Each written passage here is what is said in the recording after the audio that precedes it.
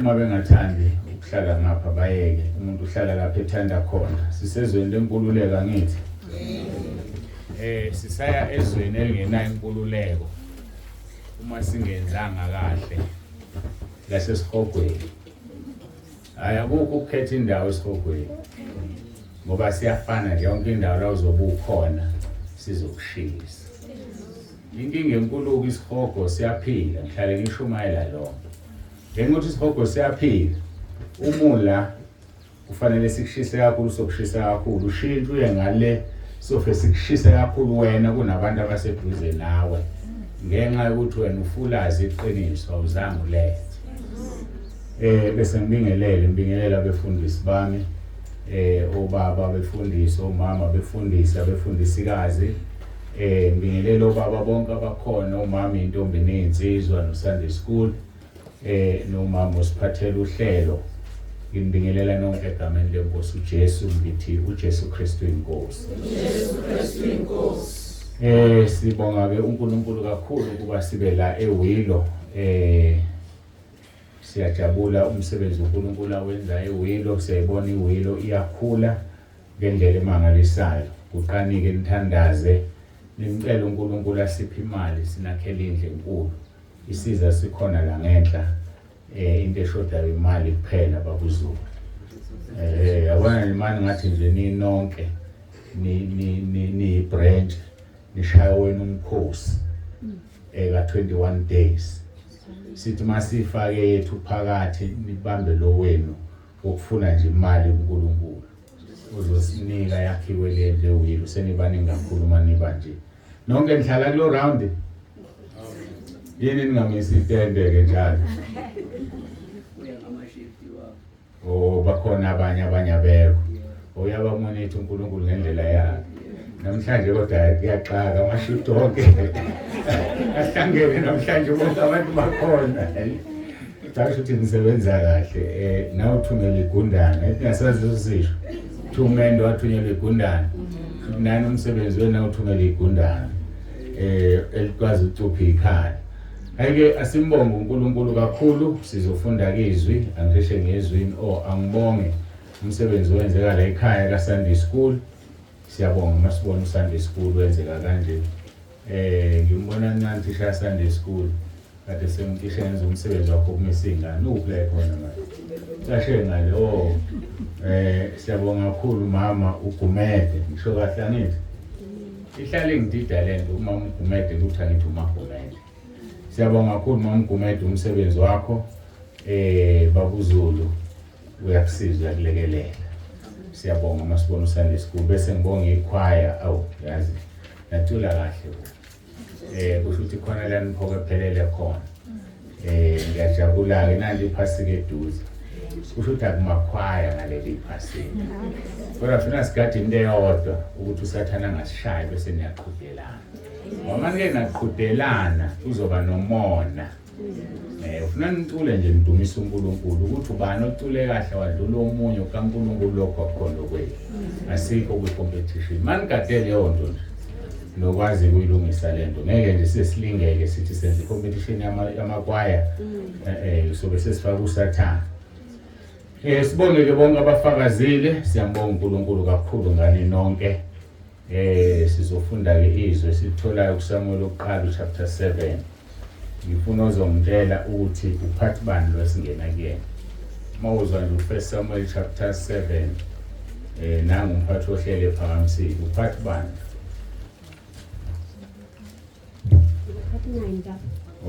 Hayi cha nangu umuntu oyelalela inkonzo uphathi 9. Kuyajabulisa-ke lokho. Ngiyacela-ke ukuthi ngiguqe sikhuleke bese siyezwini lempofu. Manana babuZulu bengitelile njalo ngathi bongikhumbuza khona abantu abafuna ukubusiswa. Nakubusiswa abantu kuqala ngaphambi siyezwini. Ngiyaxolela uma ngaxolisa. Ngiyabona lelo songibuka ngayo. Kodwa ekugcineni kwakho konke-ke ukukhuleka fanele sikhulekele inkonzo yonke.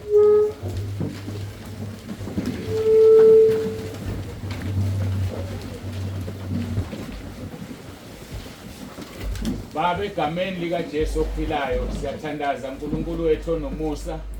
Siyacela ukuthi ube kanye nathi manje kule nkonzo ehlukene kabili, inkonzo yokubusiswa kwabantwana nenkonzo yezwi. Ngiyacela Moya Ongcwele siyakumema iba phakathi kwethu. Siyacela Moya Ongcwele ukhulume phakathi kwethu. Kube wena okhulumayo usebenzise lo mzimba nami ngihlale phansi ngilalele. Siyacela siyakunxusa uNkulunkulu oyingcwele Nkosi Jesu nibe kuye uMoya Oyingcwele ngoba ngaphandle kwaMoya Oyingcwele asilutho. Sebenza-ke Moya Oyingcwele phakathi kwethu sizwe lokho ofisa ukukhuluma. Lethi izwi uzosibikela lokho okuzwayo ekhaya ezulwini. Siza kube lona loyo-ke Nkosi ngoba ungumsizi wethu. Uyazazi izinto esizidingayo ngabanye kakhulu kwezikamoya ukuba usinikeze zona. Sicela ngoJesu Kristu inkosi yethu. uJesu Kristu uyinkosi. Amen.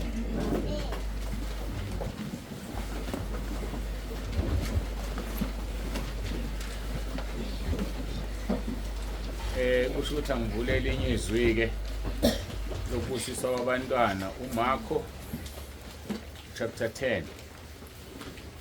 Ivangeli ngokaMarko chapter 10.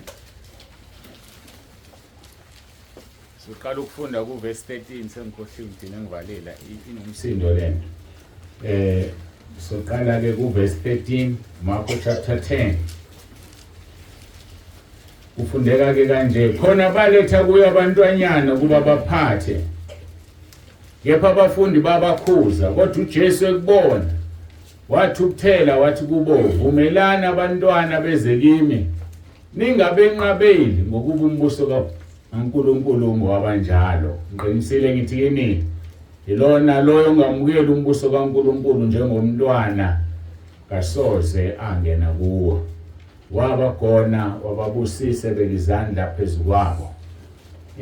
Ngizothanda ukusho izinto ezimbalwa nje. Bonke abantwana ababusiswayo ngicelile kubabuZulu ukuthi abazali balaleliswe inkonzo enganginayo eGreat Town. Ngoba lapho uNkulunkulu wambula izinto ezinkulu zokuthi akufanele sibusise umntwana uma umntwana esazohlatshelwa, umntwana afakwe iphandla, umntwana enziswe izinto ezithize. Ngoba lo mntwana isibusiso esimnika sona namhlanje siyojika sibe siqalekiso kuyena. Ngakho-ke akubusiswa abantwana owaziyo ukuthi ngeke lenzeke lelo phutha. Ngamanye amagama ngamafushane, uma umntwana enabazali ababili kuyinkinga kodwa ngeke nginqabe ngoba uthi uJesu, vumelana abantwana beze kimi ningabanqabeli ngokuba umbuso wezulu ungowabanjalo. Uma abantu ababili bengashadile, inkinga ila. Ingane silinganisa ihlala nonina, ingane vele zihlala nomama noma nogogo bazo. Ayicela uyise ngelinye ilanga kakholwa, abese ibike emadlozini, ayihlabele kuyisifaka isiphandla. Leyo ngane makade ibusisiwe, isibusiso siba siqalekiso ukwazi ukuthatha uphawu lukamoya ongcwele uhlanganise namadimoni. So ke ngiyacela nje mawazi ukuthi ama-powers phekwengane unawo ungayilethi la izobusiswa. Ngoba uyidalela inkinga leyo ngane ezobhekana nayo. So yiba umuntu owazi kahle. Ngiyafisa ukuthi ngithi sibusise ingane zabashadile kuphela. Kodwa ngikwazi ukusho lokho ngoba badwela abantu banezingane abashadile. Lezo ngane ezosala ngaphandle. Kodwa ungayilethi ingane mawazi ukuthi awunawo amandla phezukwayo uzoyifuna omunye umzali lo mzali akakhona abesenza okungafanele phezukwayo ngane. Ngoba izokhula ingane ibe nekusasa elimbi, ifunde ingaphasi, mayiphasile ingawuthola umsebenzi, ayizulungelwa ilutho.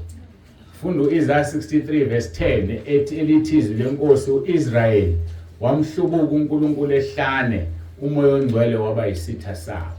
So uNkulunkulu through umoya ongcwele uphenduka abe yisitha kuleyo ngane. Ngakho ke ungazikhathazi uyilethe la. Ilungile izikholelo isihlakaniphile siyazenzana isindiswe ikhonza uNkulunkulu ngoba kuyoba likhuni impilo yayo kanti idalo wena ngoba uthanda ukwenza njalo. Kufana nalento yokubhabhadisa ingane. Yikho ingane singazibhabhadisi. Uma ingane ibhabhadiswa uyishaya uphawu lwasezulwini. Uma ubhabhadisa ingane ingazi lutho, leyo ngane izokhula ibisiyenza izinto ezirong. Lona phawu lukulona likamoya lombhabhadiso bese luba yisithe enganeni. Yikho ingane singayibhabhadisi ngiqala ku16 years ukubhabhadisa umuntu. So ke angigxeki ke angisola amabandla abhabhadisa ingane angingeni lapho. Ngikhuluma mina ngomsebenzi enginikeze uNkulunkulu obhekene nami. Ngakho ke yikho ngithi ngiyafisa ukuthi ngithi ingane azibusiswe ezabantu abashadile kodwa angikwazi ngoba miningi imizi akushadiwe mhlambe nawe uhlezi la uzalwa ekhaya babe ngashadile abazali. So isimo esiphila phansi kwaso sokonakala sasemhlabeni. Ngakho ke ngeke ingane zithole ukujeziswa ngalokho. So ke ingane yakho qaphela. Iphinde ngithizelele qaphela ukuthi ayizulahlwa ngoba uma wayilahla ingane yakho leli siko lokulahla kuthiwa ingane yalahlwa usukuyilahlile kwelikamoya. Awunangane. Lento ebukayo ukuthi ingane yakho isithunzi ngoba wayilahla wena ingane wayisenyangeni noma esangomeni sayenza izinto ezithize kwathiwa ingane yalahlwa. Lezi zinto ozenzayo phezulu kwengane encane suke kuyizo kwelikamoya ziyasebenza. Kangokuba ingane maya kuyafaka isiphandla emzimbeni kamoya isiphandla unesiphandla lo mzimba. Ukhona abantu la phakathi kwethu abothi mabefa bengena emzimbeni engale babone befaka iziphandla. Kanti ngoba isono sakho sokufaka isiphandla usivumanga. Wesike umufaka ingane engenangqondo ingazi nokuthi yenzani. Ngithe angifuni ukwelula ngiyazibamba ke manje ukuthi ngiyelula. Abeza abazali abafuna ukubusisa ingane ngizikhulekele siqhubeke nenkonzo. Abeza abazali uyinkosi ephakemeyo bongeni bevali video mami. Bengithele sovula izwi lenkosi uJeremiah. Kanti nilalele into engifuna ukubona. Nilalele impela kuhleke lo. Samuel chapter 7 verse 12 kuya ku14. Inkonzo upart 9 le. Inkonzo eBenezer lokhu sayiqala ngomhla ka31 December 2024. Sesisenkonzweni unumber 9. Ngicabanga ukuthi yokugcina njalo mangingena kulena ngithi yokugcina nalo 9 odlule ngangisho ukugcina. Nalena ngasenathi into sithi ukugcina mhlambe sizothola nopart 10 sesikwenye indawo. Ufundeka ke kanje. Verse 12 uSamuel wathatha itshe walimisa phakathi kweMizpa neSheni waliqamba igama lalo ngokuthi eBeni Ezeri. Ethi kuze kube manje uJehova usizile. Verse number 13 ayisehlulwa amaFilisti awabe saphinda ukungena emkhawulweni kaIsrayeli. Isandla sikaJehova sasimelene namaFilisti zonke insuku zikaSamuel. Verse 14 imizi amaFilisti ayithathile kuIsrayeli yabuyiselwa ku-Israyeli kusukela e-Ekron kuze kube eseGadi. Umkhawulo wayo u-Israyeli wawophula esandleni samafilisti, kwaba khona ukuthula phakathi ka-Israyeli nama-Amori. Kwaba khona ukuthula phakathi ka-Israyeli nama-Amori. Namhlanje sizokhuluma ngokuthula. Kodwa ngifuna ukukhumbuza ukuthi kunamaphuzu awu-5 esiwathola kulama vesi.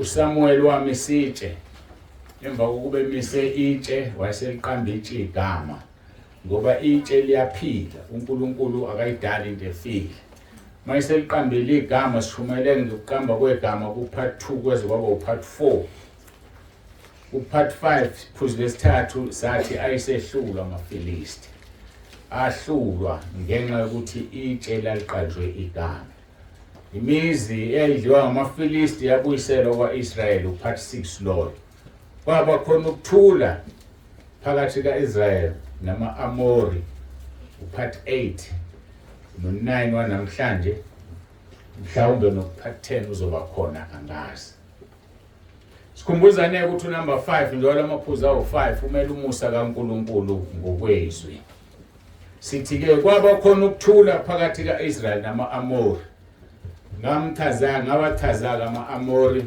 mangaphazami ku part 8 ukuthi ama-Amori ingane zikaNoah inzalo ayikaNoah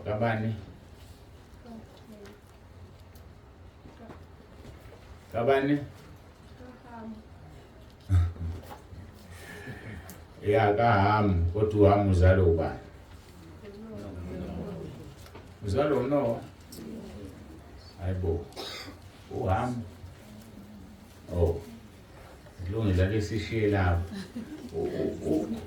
ake ngishiye nihambe noyifunda into embuthi angcono bekuthiwa isonto ezambuya la ngizoyifuna impendulo usozomphendula ngimnikeze isipho manje ke ayike isimo asivume sikhuluma ke ngokuthula ukuthi uIsrael waba nokuthula nama-Amori yonke iminyaka uSamuel esabusa ukuthula umbuzo ke nginawo mangiqala nje unakho yini ukuthula wena enhlizweni yakho na unakho yini ukuthula emndenini wakho na akukho yini ukuxokozela kuleli khaya lakho unakho yini ukuthula emsebenzini nabantu osebenza nabo unakho yini ukuthula nomphathi noma ulibele ukuhleba umphathi nabasebenzi namhleba athi angabhekane nisho zonke izici lezi unakho yini ukuthula nomakhelwane bakho noma uyamhleba umakhelwane umhlebe komunye umakhelwane ukwazi ukuthi nawe bayakuhleba ngoba uyahleba le ndaba yokuhleba ijulile umuntu akayinaki uma uhleba nawe uyahlechwa kodwa uma ungahlebi umuntu nawe futhi awuhlechwa so kufanele ke ube nokuthula nabantu bonke izwi ke lenkosi amaHebheru 12:14 lithi zamelani ukuthula nabo bonke kanye nokungcoliswa ongenakho angeyibone inkosi ngeNew King James Version ithi pursue peace with all people and holiness without which no one will see the Lord. Ngamanye amagama la sinikezwa ukhiye wokubona inkosi ukhiye lo mawubambile lokhiye uyongena ugijima ezulwini lokhiye uhlukene kabili uneyinhlangothi ezimbili olunye uhlangothi ukuthula olunye uhlangothi ukungcwele lithi zamelani ukuthula nabo bonke nokungcweliswa ongenakho ngeke ayibone inkosi ngifuna ke nihambe naleso sikhiye la eWilo nisazi nabo bonke abazolalela ku-YouTube nabazobuka ku-YouTube balalele ku-WhatsApp ongenazo lezi zinto ezimbili ngeke ayibone inkosi ingakho ngiqale ngakubuza ukuthi ukuthula nakho yini ingakho ke ngithi senginokukholo ukuthi kungenzeka sibe no part 10 okufanele sikhulume ngobungcwele ngoba lesi sikhiye sobe singaphelele masikhulume ngokuthula kodwa ingakho ke sikhuluma ngokuthula namhlanje kuzosala ubungcwele lezi zinto ke zingukhiye wokuvula umnyango wokubona inkosi uJesu uthi uJesu ekhuluma noNikodemu, uma umuntu engazalwa ngokusha ngeke awubone umbuso wezulu. Abesethu uNikodemu, Nkosi, kufanele umuntu azalwe ngokwesibili angene esiswini sika mama wakhe na? uJesu akawuphenduli direct lo mbuzo. Usethi uma umuntu engazalwa ngamanzi nangomoya ngeke angene. Ngifuna nilalele kunomahluko la. Uverse 3 uthi ngeke ubone umbuso wezulu. Uverse 5 uthi ngeke lo muntu angene embusweni wasezulwini ongazelwe ngamanzi nangomoya. So indaba iqala lapho ke kuzalweni ngamanzi nangomoya, ngoba kufanele kube lo naloyo azalwe nguNkulunkulu, ngoba mawungazelwe awusiyena umntwana kaNkulunkulu. Siphila ke emhlabeni ezweni laKwaZulu. Umholi osibambele ibranch yala umfundisi uZulu babizwe ngokuthi bayini, bangabantwana. So ke bangabantwana kungukuthi abakuphi, abasebukhosini. Bathanda kabi abazalwane. Ngiyabonga ukuthi asikho leso style kwalendini idini style ekhaya noma la entabeni. So umuntu wathi ngumntwana kaNkulunkulu. Uma uthi ngumntwana kaNkulunkulu usuke uthi uyindlalifa ezulu. And mawungezuli idlifa labantwana usuzibize ngomntwana, umqambi mangu, isono sakho sokuqala olahlelo sona ezulwini. Uthi wathi ngumntwana wena kanti awuyena umntwana. Kufana nokuthi uye lapha kwaZulu ebukhosini uzothi ngumntwana mina ngifuna ifa laKwaZulu kanti uqamba manga. So ke nasezulwini kunjalo, ifa lidliwa abantwana abangazalwanga ngegazi nangenyama nangentando yendoda, kodwa bazelwe ngokuwamukela uJesu. Lithi ke zamelana ukuthula kanye nani nokungcweliswa ongenakho ngeke ayibone inkosi. Ukuthula kuyisithelo sokulunga kulabo abakwenzayo ukuthula. Kufanele ke ngoba zihambisana lezi zinto, ukuthula nokulunga, ngikubuze ukuthi unakho yini ukulunga na? Unakho yini ukulunga? Ngoba mawungenakho ukulunga ngeke ube nakho ukuthula. Mawungenakho ukuthula ngeke uyibone inkosi. Ukulunga ke kutholakala kanjani? Ngoba ke kufanele sazi phela, sifanele sikhulume ngento umuntu angazi ukuthi uyithola kanjani. Sikhulekisa ingane la uRoma 10 verse 9. Abantu abaningi la bayamazi uRoma 10 verse 9. uRoma 10 verse 9 ukunika ukulunga. Lokhu ukulunga okutholakala ngokukholwa ukuthi uNkulunkulu wavusa uJesu kwabafileyo. Ukulunga okutholakala ngokukholwa enkosini uJesu. Njengoba sengishilo uthi uRoma 10, ngokuba umuvuma ngomlomo wakho ukuthi uJesu Kristu inkosi, ukholwe enhlizweni yakho ukuthi uNkulunkulu wamvusa kwabafileyo, uyasindiswa. Uverse 10 mase kuchaza uverse 9 uthi umuntu uyakholwa ngenhliziyo kube ngokulunga. So mawukholwa ukuthi uNkulunkulu wavusa uJesu, that is righteousness. Lokhu ukulunga okutholakala through ukuthula. Mawungenakho ukuthula unakho ukulunga. Ngakho ke uvuma ngomlomo kube ngokusindiswa. Ukulunga kuvela ngokukholwa. Ukusindiswa kuvela ngokuvuma ngomlomo wakho. Umuntu ke ulungisiswa kanjani? Ngoba kufanele umuntu alungisiswe. Siyayazi ibasic. Uvuma uJesu ukuthi uyinkosi, uvuma izono zakho. Ngaba amagama ukulunga kusethi awukwazi ukuthola ngaphandle kwenkosi uJesu. So ke la ngaphandle kuyashunyayelwa amavangeli maningi, khona abashumayela ngoNkulunkulu kuphela, but asikwazi ukukhuluma ngoJesu indodana. Thina sikhonza uyise. Bakhohlwa ukuthi ithe indodana ngeke kuye kubaba, iyona eyisana. Sifanele singene ngesama. So ke ukulunga, umuntu ulungisiswa ngoKristu. Awukwazi ukulungisiswa ngenye into ngaphandle kaKristu. Njengoba izenzo chapter 4 verse 12 ethi alikho elinye igama elinikiwe ebantwini, akekho futhi omunye umuntu esindiswa ngaye, inkosi uJesu kuphela phansi kwezulu. Silinigeziwe leli gama. Azathi uJesu mayesehamba kwi-Great Commission kuMatthew 28 athi ngiphiwa amandla ezulwini nasemhlabeni. Njengoba ephiwa amandla ezulwini nasemhlabeni igama lakhe elikhulu ngisho kunelezi ngelosi. Khona abantu abakhonza ingelosi amabandla akhonza uMaria ocwebileyo. Kubuhlungu lokho ngoba labo abantu bathatha ukukholwa kwabo bakubeka kumuntu wrong. uMaria uhlezi ezulwini akazi nokuthi uyakhonzwa emhlabeni. And akufanele azakhonzwe.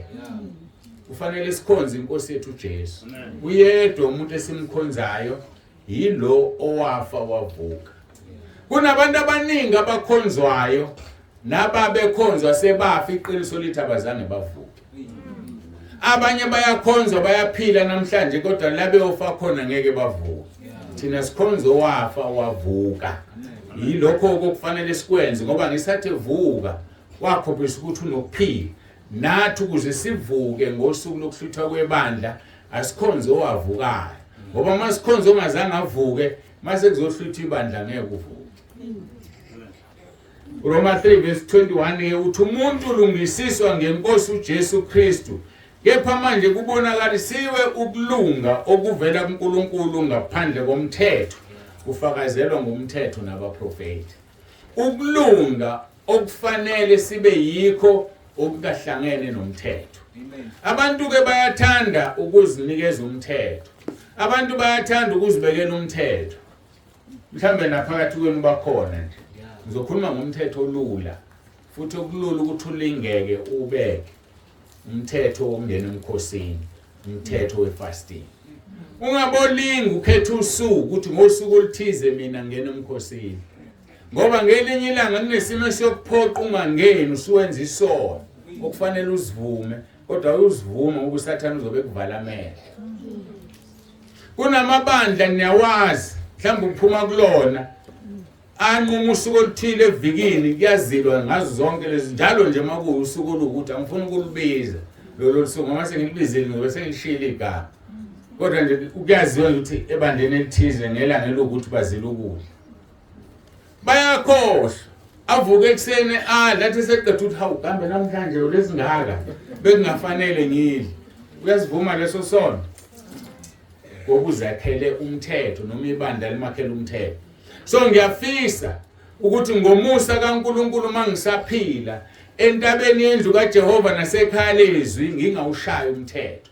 Ngoba immediately ngishaya umthetho lithi iBhayibheli abaseKorinte chapter 15:56 amandla esono ngumthetho. So make kwashaya umthetho kuleli bandla subekela umgomo ukuthi esihogweni. Ngoba umthetho uyeqiwa wahlula abantwana bakwaIsrayeli.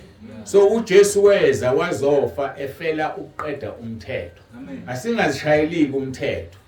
Mina ke sengeke ngakhuluma njengami njalo ngoba sihamba kangaka nomama kufanele ngithathe 2 noma 3 days. Njoba ngithi 2 or 3 days ngoba ngifuna ngabe umthetho angifuni ukuthi ngithi ngithatha 3 days njalo masizohamba. Ziyashintsha izinsuku azifani. Ngelinye ngaqala ngomsombuluko ngelinye langa ngolesithathu ngoba ngifuna kube umthetho. Ngoba immediately kwaba umthetho mhlanga weqa ngizobe sembonile. Kodwa kufanele ngene emkhosini ngoba njengoba sihamba kangaka kulula uSathane asicuphe emsebenzini kaNkulunkulu. Uhambe ngiyalinganisa uyewilo kanti ubuye ewilo usuwile. Sefe bakushaya ama-devil worshippers asewile. Ama-devil worshippers ke angisho abazalwane kodwa atshaliwe alikho ibandla elingena devil worship. Ukuthi asiyiboni. Lo mzalwane ohluphayo, lo mzalwane ocomplaina njalo, omazi ukuthi i-devil worship utshaliwe la kuleli bandla.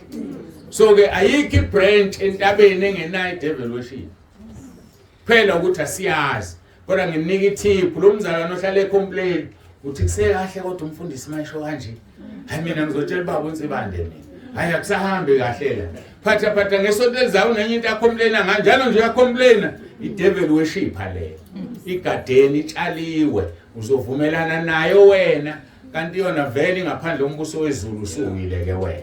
So sihlomela abantu abafana nalabo ukuthi mawufika noma ikuphi la uyakhona ungabuyi ushayekile ngoba uSathane uyakucupha akucuphe kuthwane izitushwe emthini ezudlayo So mina mangicushwa ngiyocushwa ebandleni angiyocushwa kwenye indawo. So ke kufanele ngazi ukuthi noma iliphi ibandle ngiyakulona usathane ungilindile. Ngake ngayichaza lento ngelinye ilanga ngikhuluma ngomfundisi. Futhi ngijwayele ukukhuluma ngaye. Umfundisi owayekade eshisa athi mayigibela isitimela sibe umlilo kwelika moya amadimoni noSathane babemesaba lo mfundisi. Kodwa uSathane ngoba akafuna ukuhlulwa wasethuma ikhonzi zakhe ukuthi lo muntu lona amandla uwatholaphi. Njengoba basho na kuSamson bathi amandla uSamson uwatholaphi bamtupha ngoDelilah ngoba umuntu wesilisa ucushwa ngesifazane wadiniwile kuSamson. So lo mfundisi ke bamtadisha kwakuxoxa idevil worship ayayisi umfundisi ngaleso sikhathi. Ithi samtadisha sathola amandla wathola ku fasting emkhosini. So kwenze njani ukuze angafasti na? But decide ukuthi asomenzele umsebenzi kaNkulunkulu omningi. Ngathi yayibona ukuthi ubanje umthini odlala. Wathola kuseshumayela 3 times a day. Ubizwe kuleli bandla, bizwe kuleli bandla, bizwe kuleli kanti uSathane organize lezi inkonzo ukuze angafasti ayeke kuba umlilo. So ngamanye amagama ungabuka umsebenzi kaNkulunkulu bese uvele uyawenza ungambuzile yena ngoba ngenze ukuthi uhlelelwe uSathane. Ingakho ke sihlale singena emkhosini thina singenela izinto ezifana nalezo ukuthi ngoba sazi la siyakhona kunjani asifike singamalanga bomlilo. Nawe ungazihlelela wakho umkhosi akudingi ukuthi uzungene emkhosini ngoba usukuthiwe ekhalezi kunomkhosi. Zijwayeze nje ukuhlela umkhosi, zijwayeze ungakuthanda ukudla ngoba uyazikhava uyazivikela. Nesemakhaya la sihlezi khona amaningi amakhaya abantu abakholwa ngeqiniso eyodwa ingane iba idevil worship. Uthola ukuthi izoshaya laba makwabazali nje abasindisiwe yodwa ingane zawo. Mhlawumbe uthola umzalo yedwa idevil worship. Mhlawumbe umama wena nimthanda kangaka idevil worship. Uhlale emelene nani enina lo mfundisi lenikhuleka lemkhuleko yeni la ekhaya lezwi. Ihlale egxeka nje hayi idevil worship uzokususa. Into ebhlungu ngedevil worship ayile. Uzoyilalela uyenze lento ayishoyo. Ufu esihogweni isal devil worship iphenduka ife ezulwini. Wena usuya esihogweni yena ngoba uJesu usifele yathethelela ngeke kushiye ukuthi ngeke wena sikuthethelele ngoba wathatha usibantwana usesihogweni nendaba zawo uzothethelelwa hamba ezulwini. So yekani ukulalela ama devil worshipers. Umzalwane ohluphayo ehlebe complain ebandleni tshela umfundisi wakho awumhlebi uyomqashisa umfundisi Basop kunenkinga la. Umfundisi Basop kunengozi la. Ngoba uzothula igazi la leyo branch lifunwe kuwena. Uzothinika igazi abantu abaningi angake wilo lifunwa kuwena. Wathula wena umbona umzalwane ehlupha wangamtshela uBabuzulu. NoBabuzulu kuyoba wrong ukuthi mayisiya kulomzalwane afika ashigama lakhe athi ubona umzalwane kuthiwa wena ukuthi nokuthi wrong ke naye. Ngoba phela ubethishiswa. Ziningi indlela zokukhuluma kaNkulunkulu. Ngeke sisho ukuthi uNkulunkulu akammbulelanga ngani uBabuzulu ephusheni ebusuku noma embonweni. uNkulunkulu uthatha isinqumo ukuthi asebenzise umzalwane ukuthi azomtshela kodwa hayi ngoba engakhulumi noBabuzulu. So ukukhuluma kaNkulunkulu kuyizindlela eziningi uyokuyeka ukwenza into kanti uthunywa uNkulunkulu ukuthi khuluma uyeke ukukhuluma igazi labantu lifune kuwena. Sikhuluma ngani? Ngokulunga. Umuntu ulungisiswa ngeNkosi uJesu Kristu. Kepha manje ukulunga kubonakalisiwe kuvela kuNkulunkulu ngaphandle komthetho, kufakazelwa ngumthetho nabaprofeti. So masingazenzeli imithetho ezosihlula kusasa. Kodwa hola umoya ongcwele, hola umoya kaNkulunkulu. Ungene emkhosini ngoba umoya kaNkulunkulu ehola. Ungangeni emkhosini ngoba awuholiwe umoya kaNkulunkulu.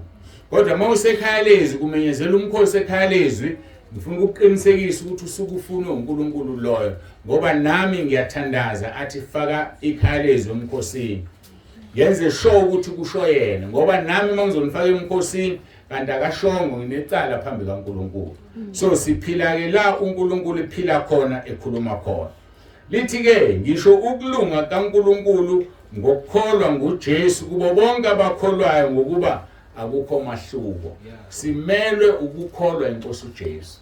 Awukho mahluko ekukholweni. Akekho wesilisa, akekho wesifazane ekukholweni. akekho umJuda akekho umGreek ekukholweni lithi izwi lenkosi kholwani nigqile nibe ngamadoda ekukholweni lisho nowesifazane ngoba indoda ithathwa njengomuntu ostrong ongathatheki kalula so sonke lasilindele usibe singamadoda kwelikamoya so asibeni ke ngamadoda simkhonze uNkulunkulu singanyakaziswa izinto ezingenamsebenzi singabi nokulunga kwemvelo khona abantu abalunga ngokwemvelo bakuthatha lokhu kulunga bezongena nakhe ebandleni ajabula umfundisi athi hey nginesizwa yami elungile la eyithembe azayinike izikhundla kanti umuntu ulunge ngani ngokwemvelo akazange azasindiswe akamazi uJesu ukuthi ungaphi noma intombazane ilunge ngokwemvelo kuyobona lela ngisiphusha isisu nje hawu usibanibani usekhulelwe siyathi simethemba kanje and makwakhipha gama ukuthi ubumethemba umuntu kufanele uvume isono ngoba usuyilandela isiqalekiso ithi iBhayibheli uqale kusiya umuntu othemba umuntu so asibethemba abantu ngisho ubabunzi banoma phambi kwenu animethembi ngoba mawumethemba uzilandela isiqalekiso ngoba mhla washaya uSathane ukuthi kanti ukukholwa kuwo wena usibanibani kanti ukukholwa kukhona iphutha lakho ukuthi umethembile one emva kokungamngethembi ningikhulekele ngoba nami ngumuntu umsenyameni ngaso sonke isikhathi wami ngikhulekela nina one two ngikhulekela ukuthi ngibe isibonelo kinina so uma ke nina ningangihlangabezi nginikhulekele uzongishaya uSathane ngibe isibonelo esimbi ningaboni niphaphamese singena sonke esihogweni so ke kufanele nimkhulekele umholi wenu kufanele naye anikhulekele athi uPaul iminyaka emithathu ubusuku nemini ngikhala inyembezi nginiyala ngabanye mina ke simhlanu nginiyala ngekhaya lezwi liqeda iminyaka ewu5 manje so akekho oyozilandulela ingakho ke sami isihogo mangiwa siyoba nzima kunani nonke owami umlilo ngeke ufane nowami so ngilwa ngawonke amandla ngithandaza ukuthi ngingase ngishumayezile bese ngilahlelwa ngaphandle ngakho ke sikhuluma ngokulunga okuvela kuKristu Philip chapter 3 verse 9 uthi ukulunga okukuKristu kuyinzuzo ukuze ngifunyanwe kuyena ngingenakho ukulunga okungokwami okuya ngomthetho kodwa lokho kuya ngokukholwa ngoKristu isho ukulunga okuvela kuNkulunkulu ilokhu ukulunga esikuthola ngokuthandaza uRoma 10 verse 9 mjwayele uRoma 10 verse 9 ngoba mawungamjwayeli uzongakuthola ukulunga esikutholayo ngokukhuleka uRoma 10 verse 9 ukulunga ke kuyisithelo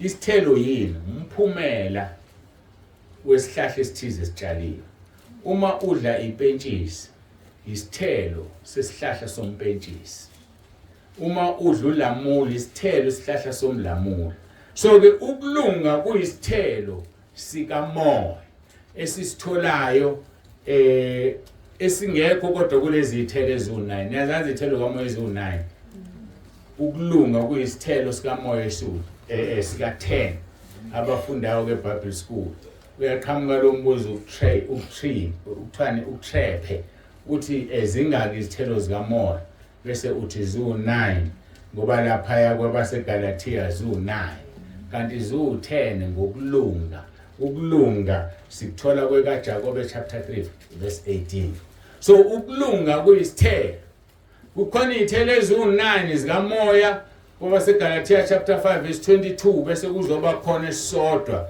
kwencwadi kaJakobe so ke kwazike lokho izithelo zokulunga esizithola ngokuba nomoya ongcwele noma ubani umuntu oziklema ukuthi unomoya ongcwele kufuneka ubuke lezi zithelo ukuthi zikhona yini kuye esokuqala uthando yabathanda nabazalwane noma uyakhetha khona engamphiwe nje uzoze umphiwe wena umdalile lo muntu ngoba uzoze umphiwe nje wadala abantu ngoba bonke abantu abakaNkulunkulu kufanele sibathande sonke lithi izwi okungumthetho wesibili thanda umakhelwane wakho njengoba uzithanda wena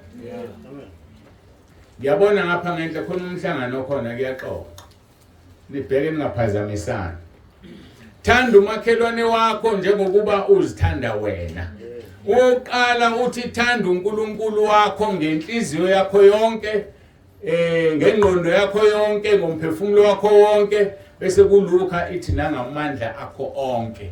Umthanda uNkulunkulu ngayo yonke into nayo, bese lithi thanda umakhelwane wakho njengoba uzithanda wena. Athi uJesu lemiyalo emibili ubambelela wonke umthetho nabaprofeti. So awukho umthetho odlula umthetho wokuthanda uNkulunkulu nomakhelwane, ngoba yonke imithetho inamathele kuwona. So ke ngitheke ukulunga kuyisithelo. Masibuka kuJakobe chapter 3 verse 18, ngephi isithelo sokulunga sihlwanyelwa ngokuthula kubo abakwenzayo ukuthula. Isithelo sokulunga sihlwanyela ngokuthula kubo abakwenzayo ukuthula. Ngikukhumbuze izwe silicaphunile elithi zamelana ukuthula nabo bonke, ongenakho angeke ayibone inkosi. Sisuka lapha ekuthenini kwaba khona ukuthula phakathi kwamaFilisti nabantwana bakwaIsrayeli. Ngithe sikhuluma ngokuthula, angikhohle ukuthi ngikhuluma ngani. Ngiyakweqela ngenzela ukuthi ubuye. Sengithinta izinto eziningi kodwa yazi ukuthi umgwaqo wethu namhlanje ukuthula. So isithelo sokulunga sihlwanyelwa ngokuthula. So awukwazi ukuba nokulunga ungenakho ukuthula. Ngoba ukuthula sengishilo kuyisikhiye esibambisene nobungcwele sokubona inkosi. Ngaphandle kwalesi sikhiye ngeke uyibone inkosi. Kodwa manje ukuze uthi ulunge udinga ukuthula. Lokhu ukuthula okukwenziwayo lithi isithelo sokulunga sihlwanyelwa ngokuthula kuba bakwenzayo ukuthula. Uyathula yini wena noma uyakhuluma? NgesiZulu ke sizwali siyadelela. Kuthiwa yazi ubani uyapepesa. Usho ukuthi uyadedela nje la emlonyeni wakhe. uJesu uthi bonke abantu abakhuluma amazwi ayize bazozilanda ngawo ngosuku lokugcina. Uma nje singanikana u10 minutes uvuke ekseni uthandaza kuze kufike la enkonzweni, yini oke wayikhuluma nabantu? Yini oke wayikhuluma? Yabona uma ungakhumbula ukuthi utheni kubani, futhi ubukhuluma into eyize wenza isono. Into nje uma ungayikhumbula ubukhuluma into engenamqondo. Ngoba into eyize kuphela ongayikhumbula, kodwa into oyikhumbulayo ile yakhayo. Yini ephuma emlonyeni wakho? Uyakwenza nokuthula. Baba nakho ukuthula abantu abaxoxa nawe. Ngoba kufanele umuntu afike kuleli zimo mayethi yazi ake ngivashele umakhelwana wami, ngizizwa ngiphansi, ngizwa ngingenamile, ngiyazi manje ngingakhuluma naye ngizobuya sengiright. Athi omunye ngizizwa ngiphansi, pho anginamakhelwane, ube nginomakhelwane nabe ngiyakuyena, manje ngizobuya ngilimele kakhulu kunalokho. Ngoba into ephuma emlonyeni wakhe iyalimaza, into ayaziyo ukukhuluma ngamagama abantu. So ke umakhelwane onjani wena? Bayaphila yini abantu kuwe? Bayathanda yini ukuza kuwe? Athi uJesu John 7:38, okholwa njengokusho kombhalo eswini sakhe kogobhoza imfula yamanzi aphilayo. Uma umntwana kaNkulunkulu kufanele iqhamuke ukuphila kuwe. Umuntu ajabulela ukuthi ukhulume nawe. Kungumgomo wami nami abantu uma bengifonela bevuma izono, ngifuna umuntu uma ngihlukana naye azithole sizakele, angathi uyazi bengingcono ngayivumanga lezi zono lo baba lo hayi. So kufanele umuntu asuke kimi ekwelinye izinga elingcono kunaleli afike ilona. Kusho ukuthi igobhoza imfula yamanzi okuphila. Iyagobhoza imfula yamanzi okuphila kuwena na. Ngakho ke isithelo sokulunga sihlwanyelwa ngokuthula kulabo abakwenzayo ukuthula. Ngitheke uyakwenza nokuthula. Umuntu othulayo yini? Lithi iBhayibheli likaJakobe ngisazi noma chapter 3 yini. Ningabi ngabefundisi abaningi noma chapter 4 ngoba nothola ukwahlulelwa okukhulu. So uma ukhonza ukukhuluma nje wena yakhe judgment ingaphezulu kwabanye abantu. Wofunda ukuthula. Ufunde nje ungakhuluma ungasho lutho. Uyobona ukuthi usizakala kanjani. Yazi uma ufunda ukuthula uyobona kuNkulunkulu hayi kubantu. Ukubuza ukuthi kubhlungu kanjani ukuxolisa kumuntu. Kubhlungu ukuxolisa, ngeke phela sikhohlisana. Kodwa kufanele uxolise, kodwa kubhlungu ukuxolisa. Khona uma uxolisa into oyikhulumile, usiyothi ngiyaxolisa ukuthi ngithe ngathi engabe uthulile. Ngoba kufanele lento uma uthukuthele, musukhuluma. Ngoba uma uthukuthele wona uNkulunkulu kuphela kufanele uyovuma isono sokuthukuthela. Kodwa uma uzothukuthela ukhulume, ucabanga ukuthi ukhuluma ngabe ingane zakho. umcabango ubaba ehloniphekile usengane enza kubantu abami ngiyaxolisa xolisa enganeni mama axolise kungene ezulwini ngeke ungene xolisa wonile ingane ngoba uyakhuluma thula ulinde isikhathi esifanele sani sokukhuluma ngoba la uyokhuluma khona uyokhuluma kuze zithi ingane baba siyaxolisa manje mase xolisa wena kanti bezonile sekube ngathi zenze kahle kanti zonile wena wone ngokukhuluma kabi kodwa iqiniso lithi zonile ngeke isaxolisa ingane zakho so kasifunda ukuthula isithelo sokulunga sihlwanyelwa ngokuthula kulabo abakwenzayo ukuthula ukuthula ke ngokwakho kuyisithelo ngokwakho kuyisithelo sikamoya ongcwele siyathola kumaGalatia chapter 5 verse 22 ukuthi ngeke ube nokuthula ungenaye umoya ongcwele indaba iqala lapha and ngeke ube nomoya ongcwele zingavunyiwe izono ngeke uvume izono ungaqalanga uvuma uJesu ngoba ukuvuma uJesu okuzokwenza ukuthi uzisole ngezono zakho ngoba uhlwene kabili uvuma isono kulula nje ukuthi uvele uvuma isono kodwa awunakho ukukhala nokudabuka uzube nokukhala nokudabuka vuma uJesu umbone eyinkosi kuwena umbone bethelwe ngenxa yezono zakho fana nalento ukuthi makuthiwa ehamba uxolisa kubani umonile uhambe uyodina icala uNkulunkulu akwamukele ukuxolisa xolisa ngoba udina icala makusuka enhlizweni edabukileyo ngakho ke ngeke uyibone inkosi uma ungenakho ukuthula uyakubona yini uNkulunkulu ukuthula enhlizweni yakho na yikho ngithe unakho ukuthula emsebenzini noma kunokuxokozela makuxokozelwa abasebenzi wena letha ukuthula ngoba unoJesu makuxokozelwa umphathi xokozelana nomsebenzi ngena wena uletha ukuthula phakathi kwabo akube nokuthula emsebenzini kube nokuthula emphakathini siyazi ukuthi kube nemhlangano ekhona emphakathini ufunda ukuthula nje ubaba ohloniphekile azathi umphathi womhlangano noma induna makuthiwa induna masekhosini hawu uthini baba uMkhize wathula kangaka bakugqobha ukuthi ukhulume la uvula khona umlomo bethi hawu buthule kangaka nasi isixazululo ngoba kuwena okhulumayo umoya kaNkulunkulu okhuluma kuwena asifunde ukuthula ungasheshi ukhuluma ukuthule nje ukhulume ngoba sekufanele noma ukhulume ngoba sekuthiwe ukhulume bese thi ubuthuleleni kangaka kanti uthi wena hayi kusho ukuthi uNkulunkulu engimkhonza ubengakasho ukuthi ngikhulume yabona yonke into ekhuluma inesisindo injani iyasinda ngoba ungumntwana kaNkulunkulu ngakho ke ukuthula kusemqoka ekuphileni yingakho kubekwe ndawonye nobungcwele zamelana ukuthula nakho konke nokungcwelisa ongenakho ngeke ayibone inkosi so uma ungaba nokodwa kunye kungekho ngeke uyibone inkosi yikho kaMahebheru 12 verse 14 ethi zamelana ukuthula nabo bonke kanye nokungcweliswa ongenapha ngeyibona inkosi ngiphinde ngikubuze ngithi wena unakho yini ukuthula na unakho yini ukuthula itheke isikhiye lesi sokubona inkosi uJesu Kristu and lokhiye wakhiwe ngezinto ezimbili ukuthula nokuba ngcwele angakhulumike bazalwane ngobungcwele ingakho ke ngithe ngibuka ukuthi uzoqhamuka ukuphathe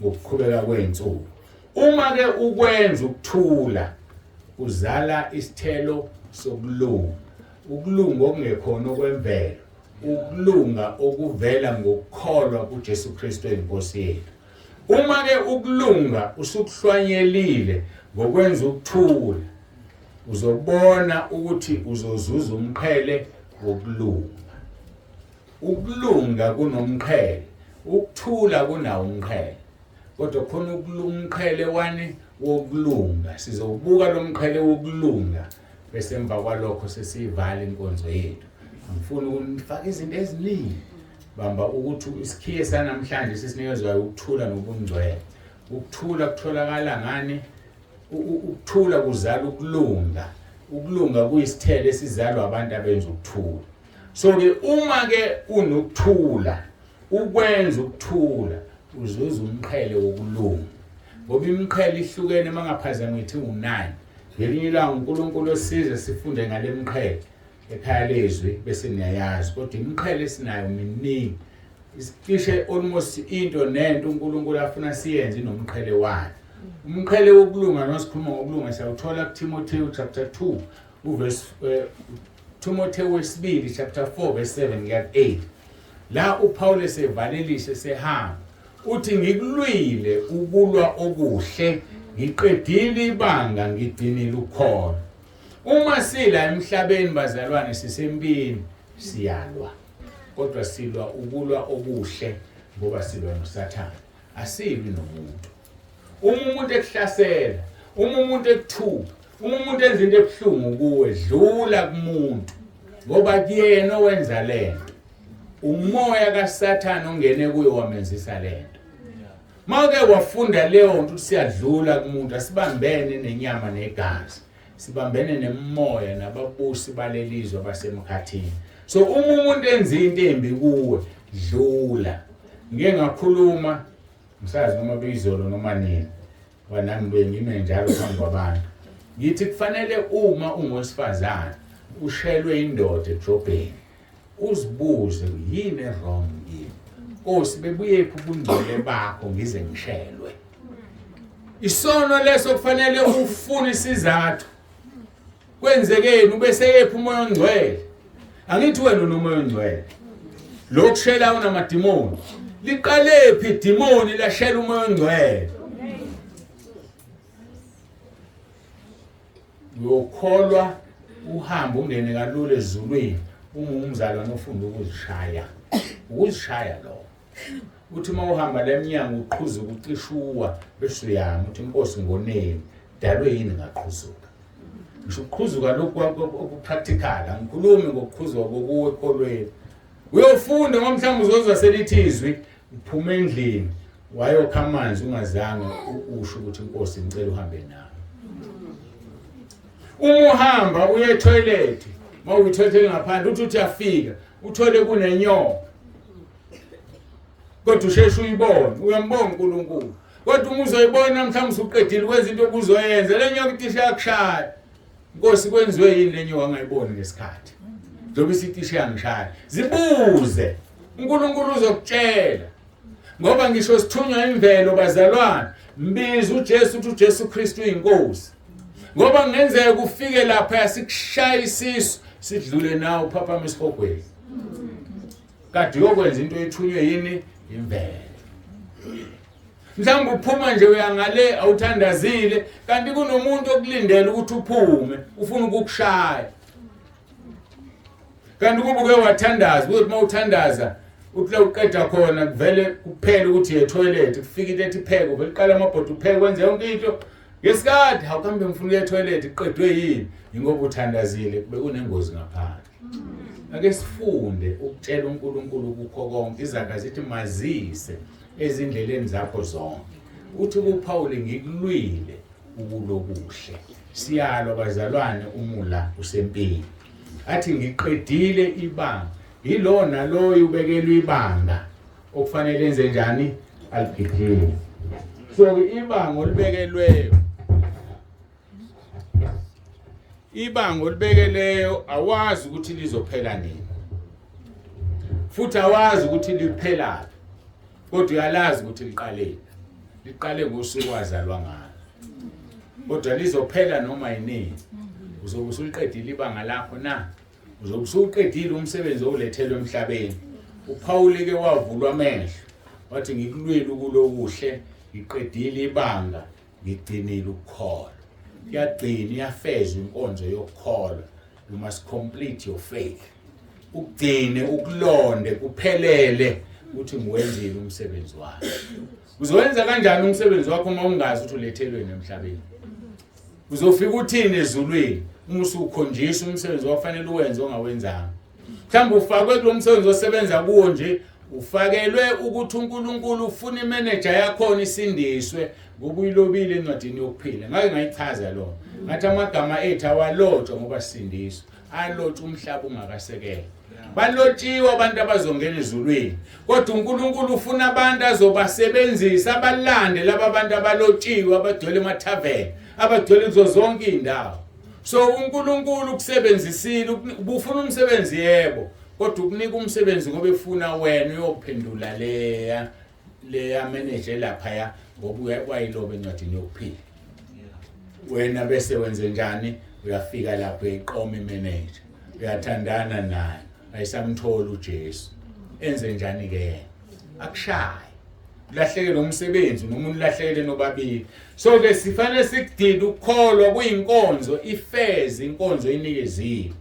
Abesethi kuverse 8 sengibekela umqhele wokulunga ngiye kuleli verse ngijahela umqhele wokulunga athi uPaul verse 8 sengibekela umqhele wokulunga eyakungipha wona inkosi ukuze uthole umqhele wokulunga hlwanyela ukulunga ngokuthula ukwenza ukuthula uzokwenza uthole umqhele wokulunga ngoba lokhu ukuthula kuyisikhiye sokubona inkosi ngaphandle kokuthula nokungcweliswa ngeke uyibone inkosi. Athi kuPaul sengibekela umqhele wokulunga yakungipha wona inkosi ngalolo lusuku umahlulelo olungileyo kungeyimi ngedwa kepha bonke abathandile ukubonakala kwayo. Uthi uPaul akuyena yedwa ozothola umqhele wokulunga nabantu abathandile ukubonakala kaJesu. Uyathanda yini ukubonakala kaJesu? Abathandayo babonakala ngezenzo. Athi 1 John chapter 3 verse 3 bonke abanalelo themba bayazihlambulula kuye ngoba yena uhlambulukile. Abathanda ukuthola umqhele wokulunga bayazihlambulula.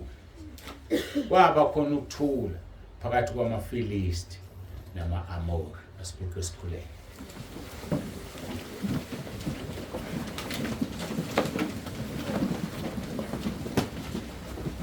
Baba egameni lomfelo wethu Jesu ophilayo uNkulunkulu wethu nomusa siyabonga ukukhuluma kwakho moya ngcwele akufani ukukhuluma komuntu ngoba mawukhuluma usinika izinto ezizokwenza siyibone inkosi.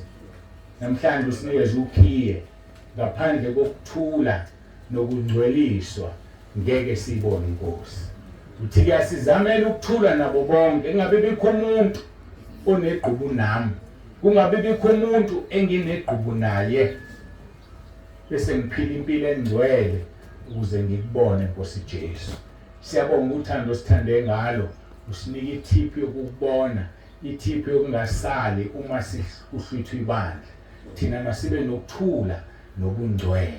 Siyabonga kakhulu ke Nkosi silindele ngokuthanda kwakho ngokwentando yakho uma usathanda siqhubeke uphathene usiphathele ubungcwele ngoba ubungcwele siyakudinga.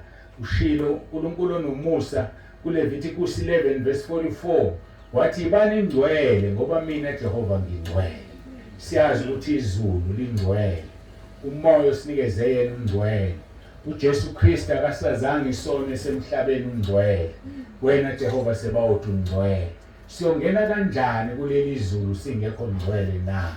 Sisize usiphe ukuzama ukuthula nabo bonke njengokuba kwaba khona ukuthula phakathi kwabantwana bakwaIsrayeli nama-Amori ngenxa yokuthi umntwana wakho uSamuel siyambona emisa itshe, siyambona eliqamba igama, siyambona Nkosi eseliqambile igama ukuthi emva kwalokho ahlulwa amaFilisti. Siyabonga Nkosi ngoba sinqoba ngegama esilinikeziwe, igama elithi uJesu Kristu inkosi, igama elingaphezulu wonke amagama, igama elingaphezulu wonke abizwa kulomhlaba nakwelizayo, igama eliyifa kunelezi ngelosi, igama elingumlilo uqobo masilibiza kumuntu ophethwe amadimoni ayashabaleke, masilibiza phezulu komuntu ogulayo kuyasha ukufa kusuke kuphume basinde. Siyacela ke Nkosi namanje usazothandazelwa abagulayo, ngicela Nkosi ukuthi ubaphilise ngesakhe isandla, ubasindise okwabo ukuthi bakholwe ngoba wawusho usahambe emhlabeni ukuthi ukukholwa komuntu kumsindisile. Namanje ke Nkosi sipho ukukholwa okuzokwenza sisindiswe lapho sikhulekelwa ngoba ushilo uIsaiah 53 verse 5 wathi ngemvimbo yakho siphilisiwe. Namanje ke Nkosi baphilise. Sibonga izwi lakho eliwumlilo, izwi lakho elibukhali kunenkembe esikanhlangothi zombili, izwi lakho eliphilile linamandla athi uphethe Nkosi singayaphi masuka wena ngoba mazokuphila kwena. lelizwi lihlaba lahlukanisa amalunga nomkantsha, lihlukanisa umoya nomphefumulo, lahlulela imicabango nezizindlo, ngoba kukho kusithekile okungekho bala kuwe. Siyabonga nangalolu suku, hlala phezu kwale branch. Ngiyathandaza Nkosi Msizi ubaba uZulu nomndeni wakhe. Ngiyathandaza Nkosi ukuba babe ngabaholi abaqotho abayisibonelo kulabo bazalwane. Siza nabazalwane bale branch bahlale ebungcweleni, bakwenza ukuthula ukuze kuqhamuke isithelo sokulunga. Bamkhulekele umholi wabo, naye abakhulekele ukuze sonke sihlangane ekhaya ezulwini. Siyakubonga ke Nkosi kakhulu ngale nkonzo, kube yilona loyo ofikile la angazisoli, isibusiso sakho sihlale phezu kwakhe. uJesu Kristu inkosi. Amen.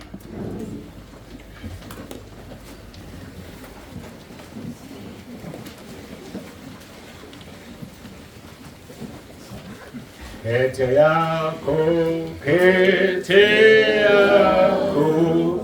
Gobinde. Kete yako,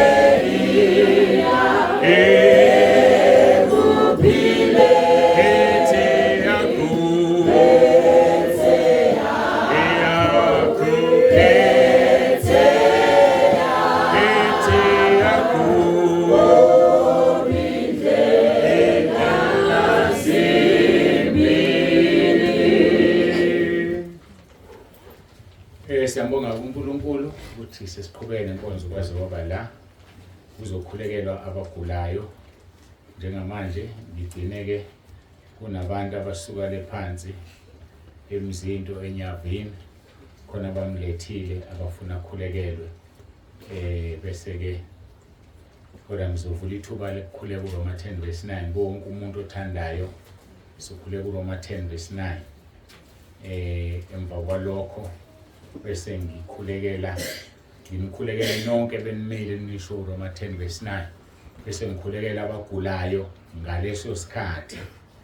Mase ngiqedileke bese ngicela laba abasuka le kude abafuna abeza nalo ufuna ukukhulekelwa bese sengiyasuka la.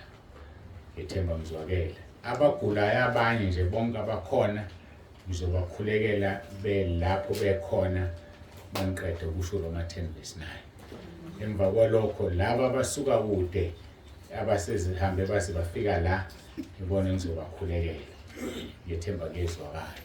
Baningi abantu abagula mangathi abasukume manje uwafa leli tende futhi ke mangizokhulekela one by one sizolala la eWilo. Ngoba uZulu akanayo indlela zosiyasa ukuthi usolala khona la etendeni sikhuleke. So bese sizokwenza kanjalo. Ngicabanga ukuthi ke kuyezwakala lokho. Abathandayo kwesithandazo uRoma 10:9 sivule izulu sisho umkhuleko washo wayiselelesi wathi uJesu ngizoba nawe eparadise. Bangasukuma sikhuleka abaseRoma 10:9. Kete yakho kete yakho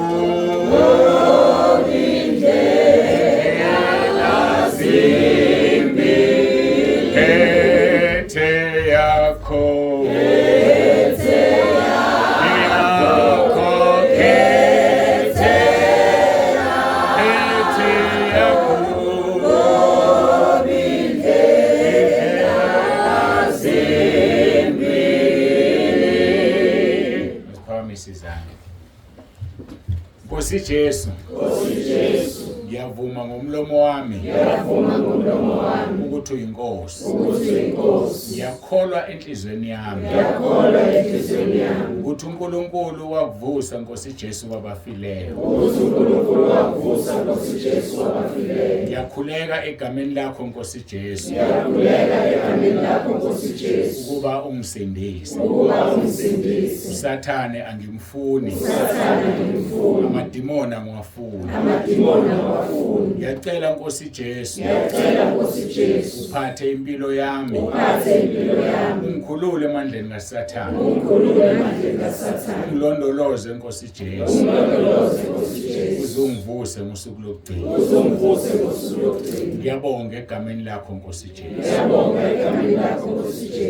amen ngikhulekeke babe egameni lika Jesu nanti ibandla lakho siyazi Nkosi bangamabandla ahlukene abanye basuka kwamanye amabandla kodwa bathandile ukufika ingakho ngithi ibandla lakho owalithenga ngegazi lakho sesithandazile nabo bonke abamile sasho uRoma 10:9 utshilo kuverse 10 wathi umuntu uvuma ngomlomo kube ngukusindiswa ukholwa ngenhliziyo kube ngukulunga ngiyathandaza ngicela Nkosi ukuba ubaphe ukulunga okuvela kuwe ngenxa yokukholwa egameni lakho kube insindiso kubona ukuba Nkosi naloyo osesemzuzwini yakhe yokugcina yokuphila ngenxa yalomkhuleko umamukele ekhaya ezulwini loyo ongakafiki leso sikhathi azinike ithuba Nkosi avuma izono zakhe ngoba izono ziwudonga ushilo kuIsaiah 59:1-2 wathi isandla sakho sifinyeziwe ukusindisa indlebe yakho inzima ukuzwa